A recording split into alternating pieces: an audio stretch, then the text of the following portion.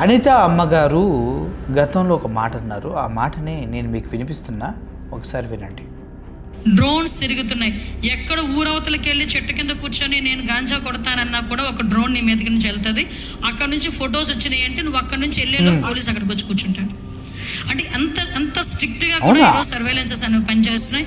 ఈరోజు విజయవాడ కమిషనరేట్ లో సుమారుగా ఏ మూలకెళ్ళినా కూడా ఈరోజు సీసీటీవీ కెమెరాస్ పనిచేసే పరిస్థితులు ఉన్నాయి, డ్రోన్స్ పనిచేసే పరిస్థితులు ఉన్నాయి. చూశారు కదా, విజయవాడ కమిషనరేట్ పరిధిలో ఎక్కడికి వెళ్ళినా కూడా సీసీటీవీలు అద్భుతంగా పనిచేస్తాయని, అసలు 70,000కు పైగా సీసీటీవీలు రాష్ట్ర వ్యాప్తంగా ఉన్నాయి. చీమ చిట్టుకుమన్నా నువ్వు గంజాయి కొట్టిన ఆవిడ పదజాలం చూడండి. మీరు గంజాయి కొడతా అంటే అంట, ఏం గంజాయి కొడతా, అది ప్రాపర్ గంజాయి వాడేవాళ్ళు వాడే పదం అన్నాడు. గంజాయి కొడతా, సిగరెట్ కొడతా, డ్రగ్స్ కొడతా అనేది. మేడం గారు అదే పదం వాడారు.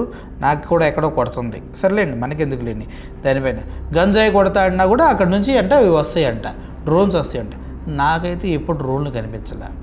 ఆంధ్రప్రదేశ్లో డ్రోన్లు ఎప్పుడూ కనిపించాలి. ఒక్క టీడీపీ వాళ్ళ మీటింగ్ జరిగేటప్పుడు, లేదంటే వాళ్ళు డ్యాన్సులు, రికార్డింగ్ డ్యాన్సులు వేసేటప్పుడు మాత్రం డ్రోన్లు బయట నుంచి తీసుకొచ్చి పెడుతూ ఉన్నారు. ఓకే, డ్రోన్ వస్తుందంటే పట్టుకెళ్ళి పోయిద్దంట.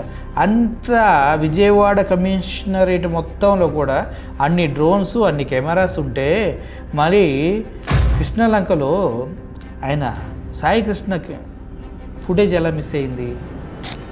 సమాధానం చెప్పాలిగా హోమ్ మినిస్టర్ గారు. మొన్నేగా మాట్లాడారు, ఇది 70,000 కెమెరాలు ఉన్నాయి, ఎవరినైనా వదిలిపెట్టమని. మరి 70,000 కెమెరాల్లో పోలీస్ స్టేషన్లోనే కెమెరా లేదంటే మరి నీ చేతకాంతనమో, లేకపోతే నువ్వు అబద్ధాలు చెప్తున్నావో, లేదంటే అన్నిటికీ మించి నిజాలు దాచేయటంలో నీ పాత్ర కూడా ఉందా అనేది అందరికీ డౌట్లు వస్తున్నాయి. మేడం, ఆలోచించి మాట్లాడాలి.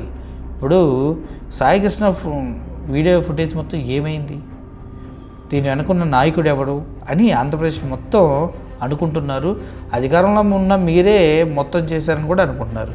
ఏది నిజమో ఫ్యూచర్లో తెలుస్తుందని నేను కూడా నమ్ముతున్నా. ఓకేనా, మరి చూద్దాం.